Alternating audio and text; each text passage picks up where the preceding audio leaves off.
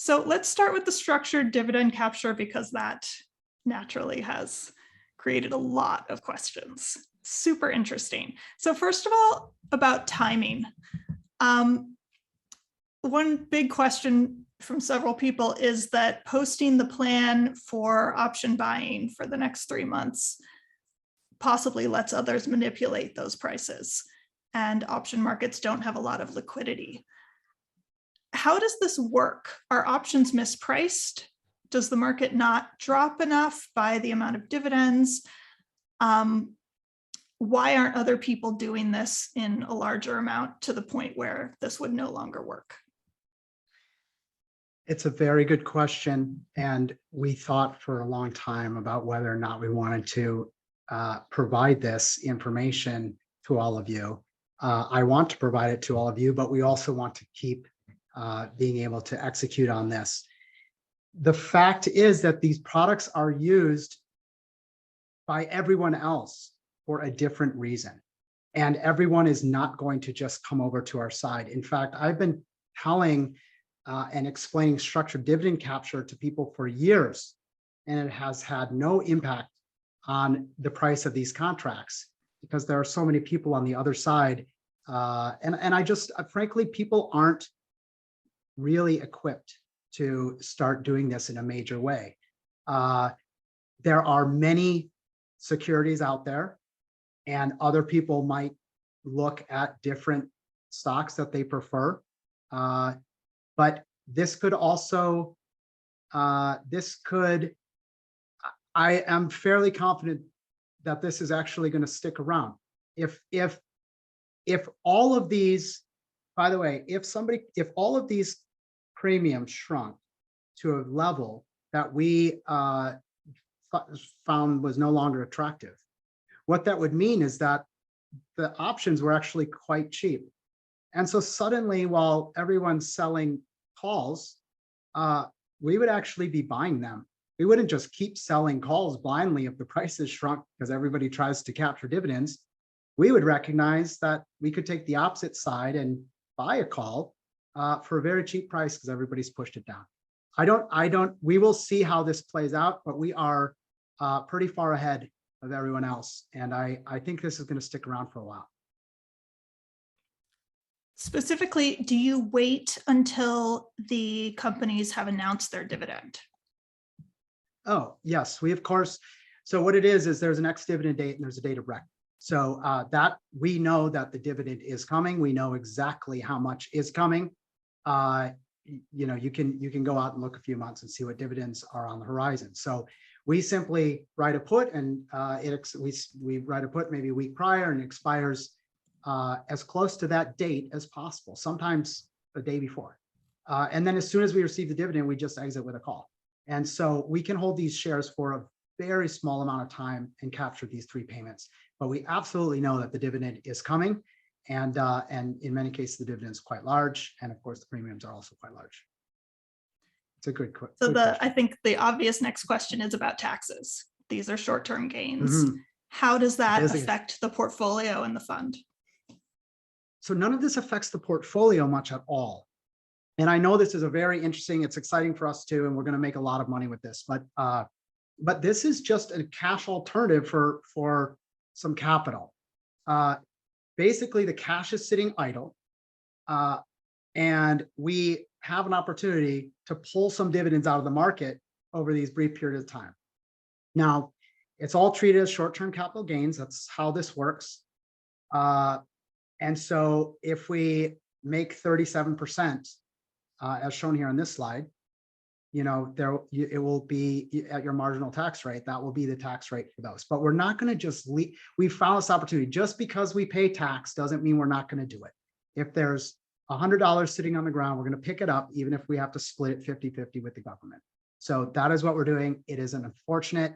I don't like paying tax. And I think the reason that this question is so important is because our long-term compounders, we don't have to pay tax. We're not realizing the gains. They're all unrealized gains. And so, so those continue to just compound. But yes, as we pick up these premiums and dividends, they are taxable. And then those flow through your your K1s. And to put it in perspective, if we have 20% of our portfolio running through this, and we even make I don't want to overestimate, but we might make a lot. So if we make a 20% return, or I think the back testing showed 15, but there are some conservative assumptions. You know, if we put 20% of our portfolio in, we now have like 3%, which is going to appear as short-term capital gains. So maybe take your balance and think, okay, so like a 1% of that balance might be my tax payment, 1.5%. It's not going to be significant. And if it is significant, just redeem a little capital to pay your taxes, and you'll still have more than you started with. So we have to pay taxes, unfortunately, but it's still worth pursuing. Just to follow up on that point, Yeah. we got a specific question about Icon because Icon has a K1. Does that flow through to the partners in the fund, or is it No. handled by? Okay. No, it is just like owning. It is just like owning Berkshire Hathaway. It's just a corporation. It's nothing that flows through. And then how many positions each month is the fund getting into in this strategy? Is it diversified? Is it, Yeah. Typical diversification, many, many, many, or is it just a few? So we have to be very selective with our positions, but the way that this process works now is we're analyzing for our own 13F analysis, we're analyzing about 113Fs each quarter. And then that narrows it down to about 400 or 500 companies that are owned by these great firms. We then look at all of those and start removing the ones that have problems. And of course, they need to have dividends. And of course, they need to have options. And that leaves us on a quarterly basis with about 30 to 40 that are of interest to us. And we then have this Gantt chart. It's now an automated process where we receive our Gantt chart, and it lines up all of the capital flows according to the ex-dividend dates and the option expiration times. And so what I think is a reason, and of course, some months will have more and some months will have less. And it's important to note here, I'll point out that it maintains all of our liquidity. These are constantly expiring and we're just back to a ton of cash. So, if we have to run through 30 of these in a quarter, there might be 10 a month. And maybe that's really broken up into a few weeks. So on the weekend, we will look through things and we understand well in advance where the capital needs to go. And it's sort of like we'll own five or so at any one time. And then this basket of those, call it a half dozen securities, we call that one security. And we have, of course, the rest of our portfolio as well. So a question just came in the chat just as you were saying that, asking about whether or not you consider extrinsic values in the companies that you choose for this structured value strategy. Yeah. And it sounds like you do. Yes, we are absolutely very carefully considering that. We don't need to hold the greatest companies in the world.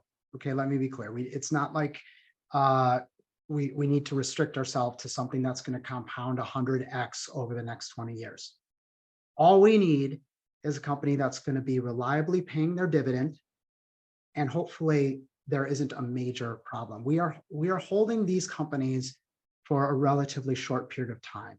And in those 5 or 10 days, it is unlikely for the movement to happen. And again, it was difficult for us to be confident, although we were recognizing through all our analysis it should work. It wasn't until we were able to get our back testing completed to recognize that this is truly effective. In fact, as I mentioned, we have 100 quarters of data. Out of those 140 quarters of data, there are only 4 quarters that show a decline. And then, of course, following a decline, there's often a rise. So within a quarter, we've come back. And so it's pretty amazing. And the question was asking about, I'm glad that you talked about that, but the question was asking about whether or not the premiums are deep in the money. Oh, I'm sorry. So are the premiums deep in the money? So what we are doing is it's the strike price and the price of the stock. So we will write I'll help you guys out here, but honestly, I probably Can I rephrase the question? Sure. Sorry, so I can rephrase the question. So just when you're entering and exiting these pre-planned companies, and thank you very much, Matt, for presenting this. This is amazing. I was here last year. I tried to replicate it. I was successful on 2 businesses, and then the third one I lost a little bit much, and then I couldn't find a group to continue. But back to the question, are you looking at extrinsic premiums, the time value premiums, or are you just going in the money just to make sure that you do get assigned? And that's my question. Sorry. Great. It's a great question. We're actually very conservative with this. And so typically we'll be writing a strike that is just below, we'll put the strike just below the current market price. So it will be out of the money. So we pick up, and by the way, you're asking a very good question, but what we are doing is more complicated. That's the problem. We have shown this as a very simplified example, but really we have a matrix. So we're actually doing both. We're writing in and out of the money, and we're usually capturing some and not all of the position. But typically, I think you should think about it like, you write a slightly out of the money put. And if you don't get the shares, you just got the premium, you still have your cash, you just move to the next one, the next quarter. If you do get the stock, then you get the dividend, and then you exit with the call and you're out and you move to the next stock. So I think selling a single put slightly out of the money, you'll do quite well. And in fact, I think Sid can confirm that he's not executing this on his own. Yeah. So what Matt's saying is absolutely correct. So I think so even in the back testing, we've had very conservative numbers, right? So once we can get, so Matt, can you help clarify the point I'm trying to make? Let me elaborate. I know where Sid's trying to go, and then we'll jump back into the questions. There are quite a few problems when you try to back test a global set of option data over into the 90s. There's just missing data everywhere. In fact, the reason we only went back 7 years in this test, so it looks so small and I didn't think, it's because we have so many biases. We have survivorship bias. The 13 Fs that we're looking at today didn't exist 12 years ago. And so we really can't test back very far without going through a whole new set of different firms that we may have been following at that time. So the data integrity is a challenge for us. And in fact, the biggest challenge is just missing data. So one solution we were considering is we could just derive them using the Black-Scholes model, but the computational power, I mean, it would just be absolutely nightmare. And then the Black-Scholes wouldn't necessarily be the true market price. So that doesn't really work. So if we're missing data, we basically need to just cap these returns. And we want to be so conservative that we just cap, if we can't find a reliable put figure in 2002 for some security we're trying to buy, we will cap the put premium at 1%. And you can see here, it's totally unrealistic. We wouldn't ever sell a put and just get a 1% premium. So all those sort of numbers are in our data, and it's still providing 15% annualized returns, even when we're using really conservative data when there's missing figures. Thanks, Sid, for bringing that up. Danielle. Okay. I think because we have so many questions about portfolio holdings, we're going to move away from the structure and dividend capture. I know it's a very awkward for name. now. It's so interesting. I know, I'm fascinated, but I think direct them to Matthew. And if we have a little time at the end, maybe we'll talk a little bit more about it. But let's get over, we have one question from Sadhu asking about the fund performance in general. He says, the only thing I look at is the quarterly statement, which shows a 23% decline through Q2. How do we compare that to all of the positive info we're hearing today?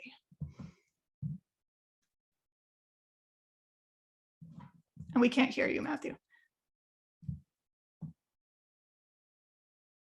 Yeah, great question. And I'm glad you're here with us today. So definitely look at the statements. Those are the real returns, but those are the periods in time that I was referring to. So Q2 of this year, the market saw a big decline, and we are not immune to these short-term price fluctuations, but they don't reflect the actual growth that's happening within the businesses, which is why so this slide, which is going to be will be reflected on your next quarter, you will see that we're up about 25, even 30%. The quarter's about half over. So that is correct. You can keep watching your statements. That is definitely true. I also send out the letters, and the letters describe a little bit about this and these meetings. But this is, you have not yet seen the results from this slide. And in Q2 of this year, we were down 23%. And these are external providers. This is provided by Eulish and Associates, and they simply look in the account. They look at the numbers on that day, and they send out the statements. You will find that we have up quarters and we have down quarters, and in the future we'll have up quarters and we'll have down quarters.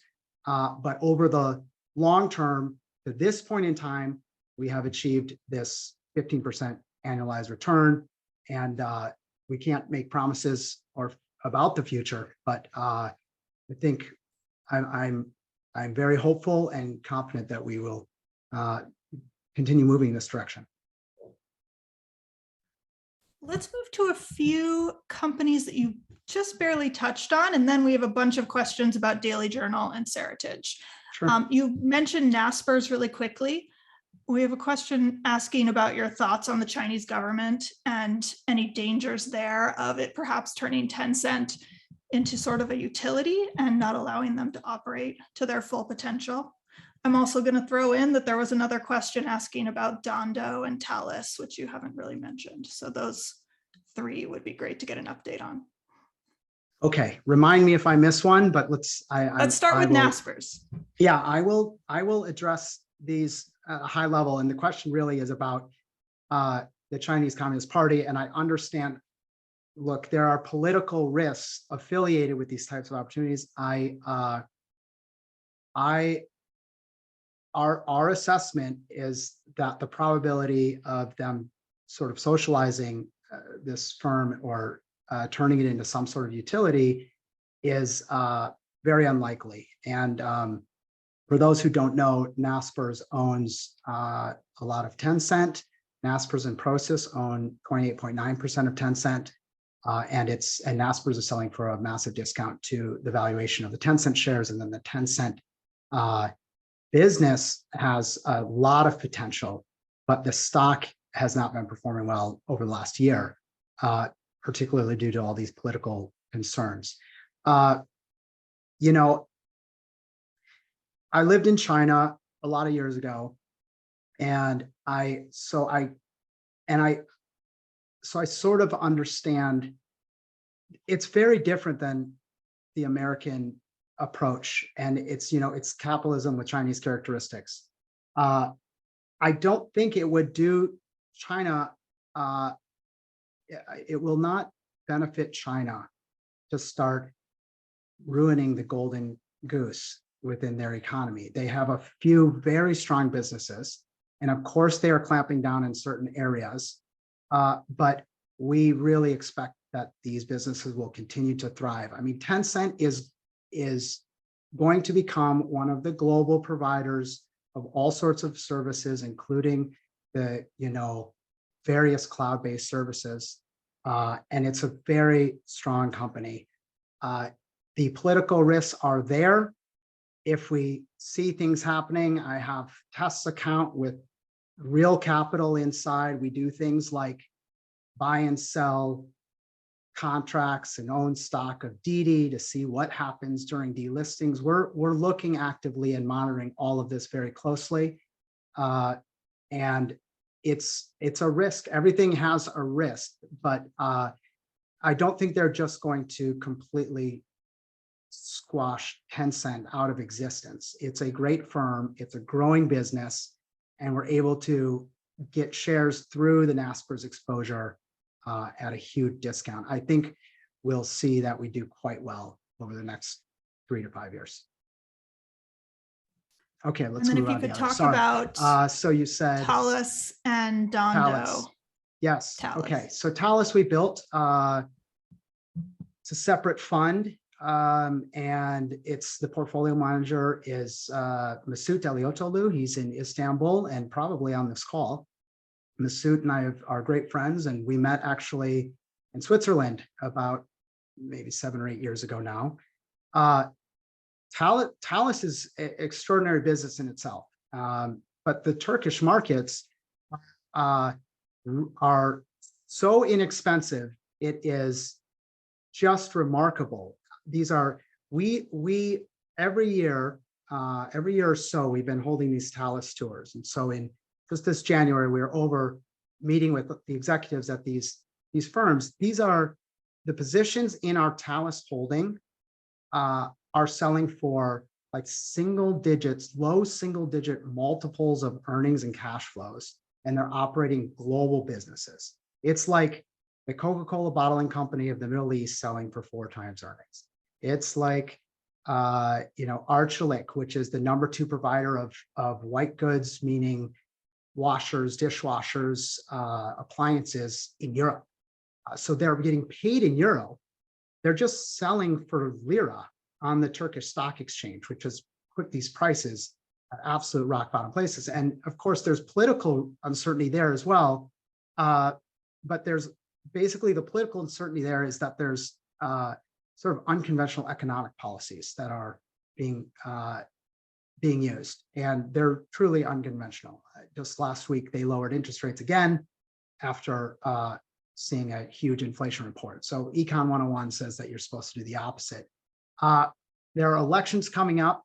We've talked to the heads of large banks and some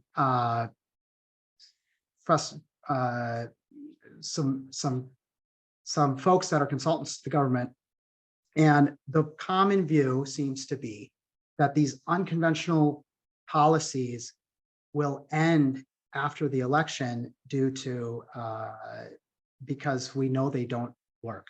Everybody has seen it fail. So these unconventional policies, the politicians can't go back on their policies now, or they will guarantee a loss for their next election.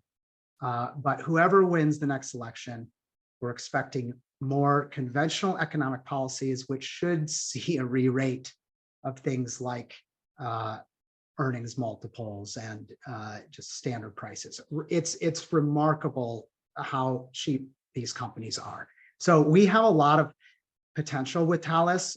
We have about 5% of our capital through Talas, so it's invested in this basket of securities. And if anybody wants to talk to Mesut, I encourage you to speak with him about these. He'll tell you that in his experience, and he has a lot of it, these things change and move very quickly. So Talas is the type of thing that we will sit on for years with very little happening, and then it will just double or triple in a very quick period of time. So we're very happy with that Talas holding. You said Naspers, and somebody else asked about And Dhando, if you could just give an update on Dhando. Okay, of course. I'm typically, everyone says don't talk about your holdings, but here, these are high level discussion. So Dhando is a great way for anybody who wants to access India. Okay, Dhando is a firm managed by the famed value investor Manish Prabhai. Several years ago, we were able to buy shares of the GP business that's running these funds. And Dhando has struggled a bit, to be frank. It is It was originally set up to be a roll-up of small insurance companies and almost like a little mini Berkshire Hathaway. There was an IPO that was planned. There's actually it's a private entity. There was an IPO that was planned, and because they were struggling getting their combined ratios below 1 with the insurance entities, they didn't have any cash flow, and so the IPO would not have gone well. So the IPO was canceled and put on hold. Manish ended up liquidating selling off the insurance business and focusing on a core portfolio that he had within the Dhando business, and then working on setting up and launching 2 separate funds. Now, his funds have about 100 million invested, and our tiny fund owns about 2.6% of that whole entity. So it's actually kind of remarkable that we have this asset. So what's going to happen with Dhando is Dhando has been distributing cash back to the shareholders. We bought shares for $10 a share through a private transaction. We have received back $8 in distribution. And as this is happening, the book value, because we hold this at book value, the book value that we're holding it at is declining. And we now just have a minor stub of $2 a share, but we still own the asset. So we own the asset. Manish is running the portfolios. And when we get great returns out of India, the firm will earn their fees, and we will receive dividends and distributions for our pro rata share of that business. And Dhando has the ability to be like a secret position in our own fund. It's like we've created our own off financial statement value. When this shrinks to 0, we're not going to start reporting any negative book value.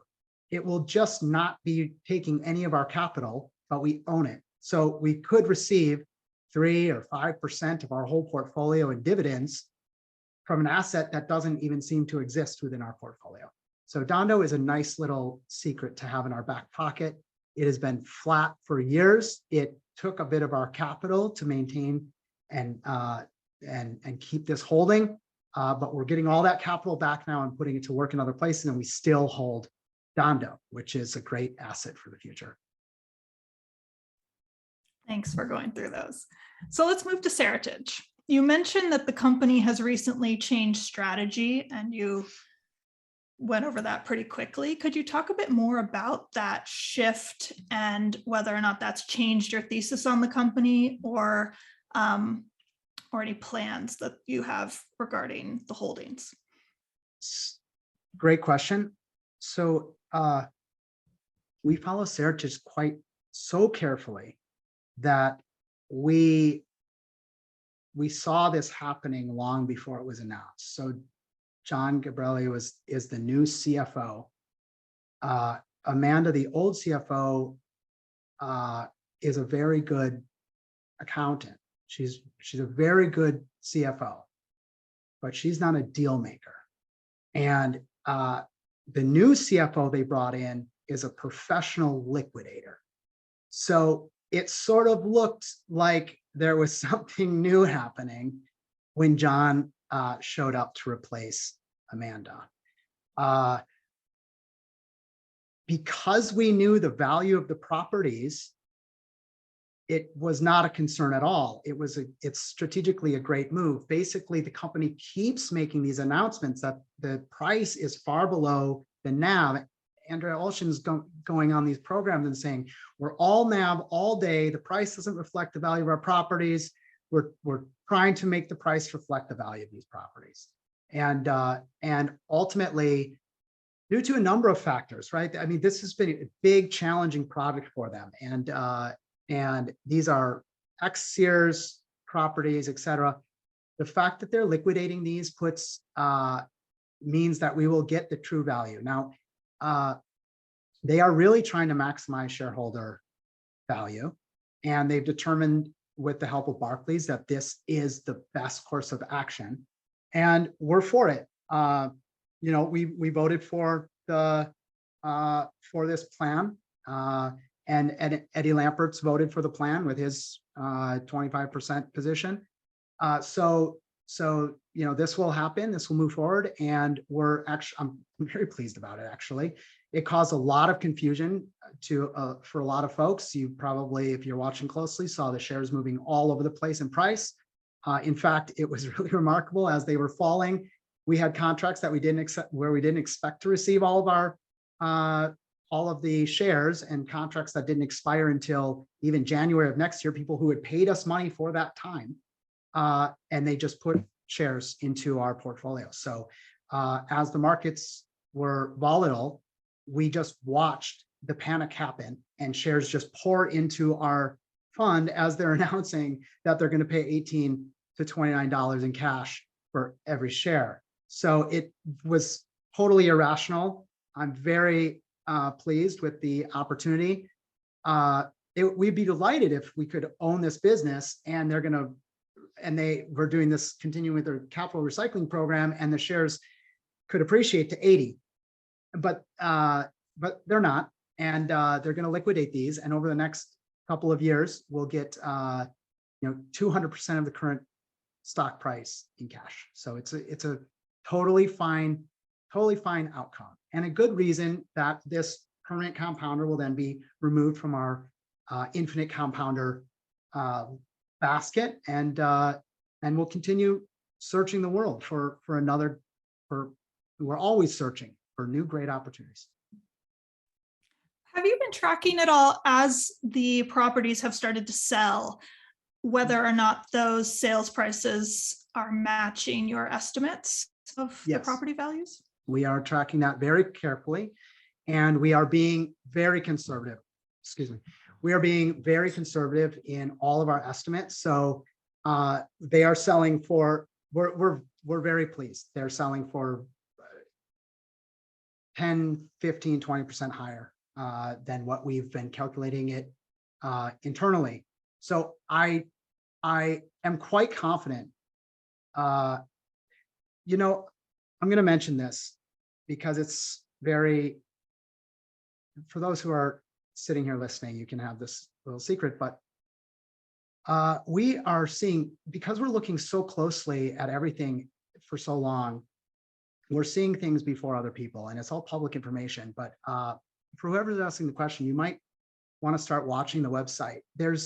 I hope they don't stop doing this because I've said it, but they have all of their properties listed online, and we have a spreadsheet that contains the links to all of those, it's actually a link to the development map that's behind that link on their property. And as these things get in contract for sale, those links break, and we don't have any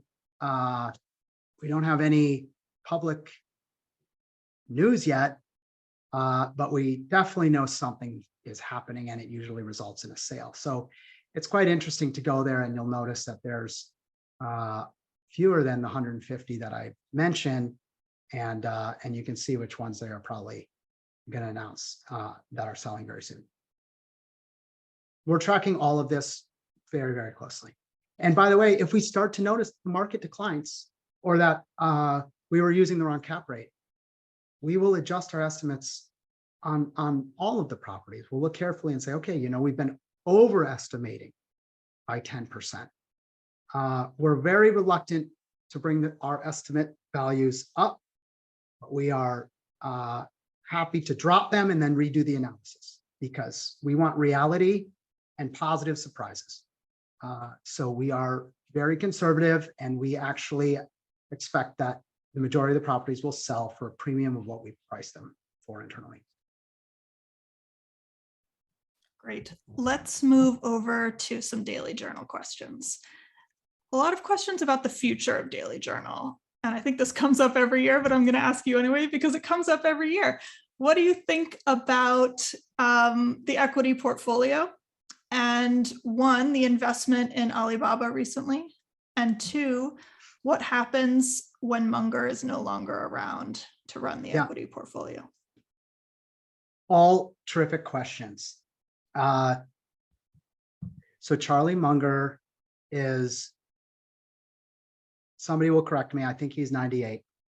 He'll turn 99, I guess, in January.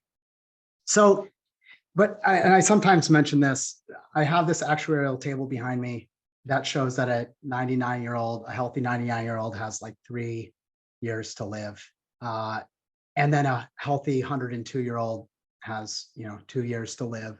So Charlie might be around for a while. He's stuck around for a long time, but Charlie's not really managing the business or the portfolio. I mean, he's thought about this. So I'm not worried at all about what happens when Charlie's gone, but we want him to be around as long as possible, obviously. He is managing the portfolio, but it's the BABA position you mentioned is one of the first changes, and there's a foreign holding change, but these are the first changes in, maybe 6-7 years, maybe longer. This is not an actively managed portfolio. It's managed like our infinite compounders. So he is buying, and by the way, he states quite often that this is just a cash alternative. And the reason that he's calling it this is partly for legal purposes, so they don't have to register the financial firm, but also because they're using it like a piggy bank. They have a margin. Munger doesn't mind having a margin loan with a 2.7% interest rate in a 8% inflationary environment. The margin's a negative cost to the firm. Okay, so they borrow, if they need any cash, they borrow against the securities rather than liquidating the securities. So this might be a permanent portfolio that they keep for decades and just borrow from as they need capital at a very low margin rate. So that there's a lot. I mean, this, by the way, if Charlie Munger were running a fund today, I think most people on this call would think it was great privilege to invest in that fund. And here's a situation where Munger's literally managing, basically a fund, and there's no fees or anything whatsoever. So, whether we have Charlie for 25 more years or 2 more years, we're totally happy that we get access to this, his decision-making in this fund. What do I think about Baba? I think Baba is a terrific business, and it's going to become one of the global leaders. I mean, there's a few tech companies in America, Baba, Tencent, a few of these companies in China, they're going to own cloud. There's so much that's happening within Baba. What I found most fascinating about Baba is when Munger went in and did this tax loss harvesting plan. I guess it was probably Q1 or so, and maybe I'll explain it in a second. But so Baba had fallen a lot in price from when Berkshire started buying, or Daily Journal started buying. I think they started paying maybe $200 per share. Sorry, it's all right here. Why don't I just go to the slide?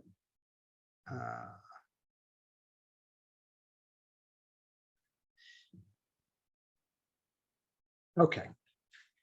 So Baba, they started paying something like I think under $200 a share, and then it fell to basically 90 because of all, there's risks in China and things. And so, and Charlie will tell you that he has no concerns about the Chinese government. He says it in the Daily Journal meeting. You can all look it up. He talks about it quite a bit.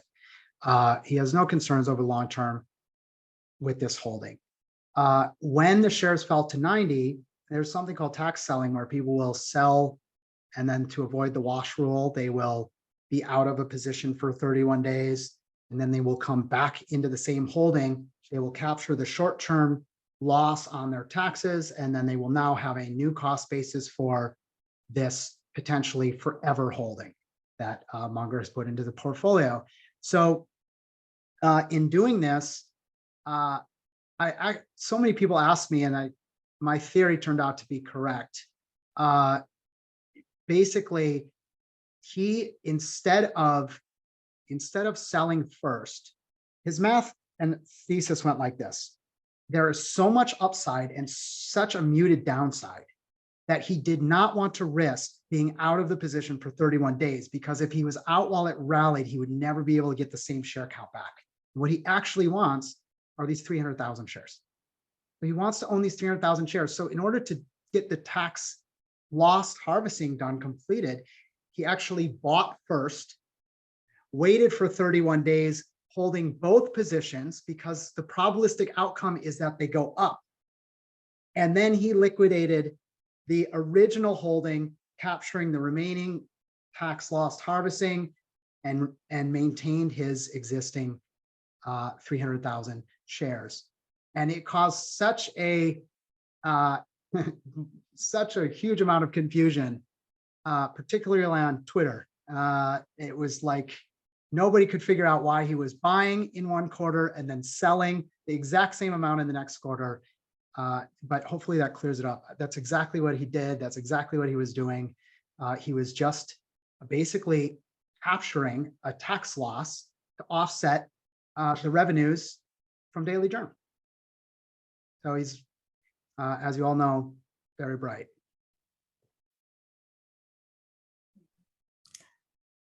Amazing. I'm so glad you went through that. For the company itself, away from the portfolio, we got a number of questions about Tyler Technologies and the competition there. How do you look at Tyler Technologies? How do you feel about employee reviews of Daily Journal? Bradley James Hope says he lives locally and is happy to go conduct due diligence on Tyler if you need. So Great. you can follow up with him later. What do you think about the horizon of competition coming into Daily Journal? So Tyler is offering the same services, but they're the 800-pound gorilla. And so Tyler is probably going to do very well also.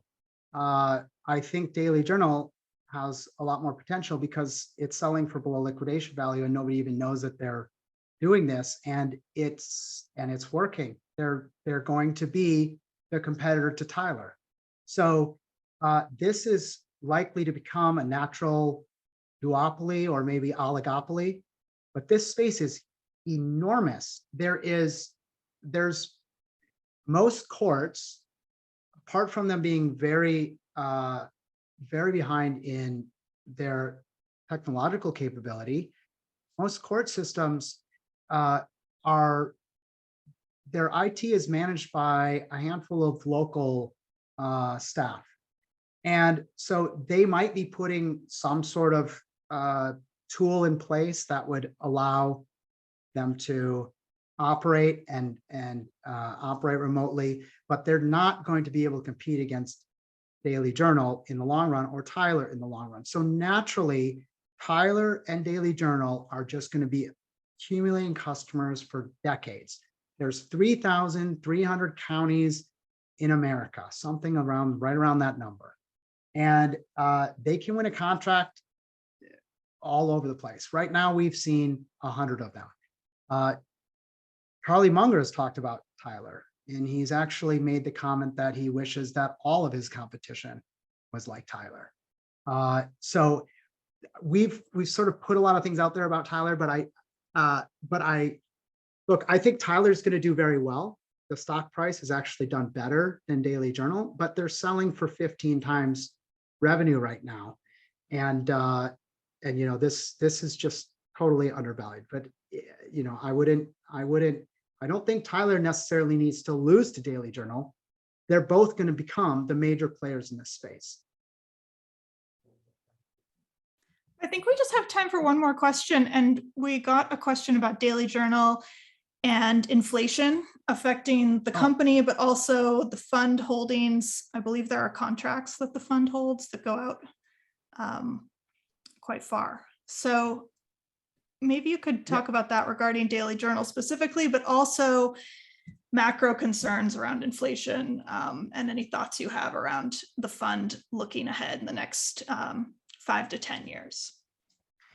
Yeah, that's a great question. And I will, I'll provide my thoughts here. So first of all, the inflation against these contracts at Daily Journal specifically is it's a very interesting situation because Charlie and the teams have thought about this for so long, and they've built all of these moats into their business. So these contracts oftentimes have a CPI inflator for their revenue. So each year, despite having a 10-year contract that's set at the beginning, the price of these contracts moves up with inflation. So this revenue that they're bringing in will actually be aided by inflation. So what you want in an inflationary environment is a company that has pricing power. You want them to be able to pass the price increases to their costs. You want them to be able to pass it on to their customers so that their revenue increases as well and they maintain their margins. Daily Journal is going to be able to do just that, even better, because their costs are also front-loaded and could potentially we'll actually see margins rise in an inflationary environment, which is quite a unique situation to be in. Inflation in general is a big question and concern for many people at the moment. And we've talked about it here for years, and I've written about it extensively. Where is the inflation? We were expecting inflation years ago, and then now it's finally here. And we don't want it to be here, but it's, you pour money on everybody and inflation's going to show up. So it's fair. Nobody has a crystal ball. Literally nobody. Jerome Powell doesn't have a crystal ball. Joe Biden doesn't have a crystal ball. And look at the debate about whether or not we're having a recession right now. I mean, it's like we can't even agree on facts. So I can give you my take on inflation, but I don't have a crystal ball. We have designed our portfolio in a way that these are outstanding companies run by outstanding management, selling at great prices. Sometimes the tide is going to be with us. Sometimes the tide is going to be against us. We're not trying to trade anything around macro factors. It's a recipe for disaster. So we are aware of inflation. We watch the numbers. We see how it's impacting the companies. The unemployment figures being as stable and looking as good as they do in America is what's causing, I think, the administration to say this is not really a recession.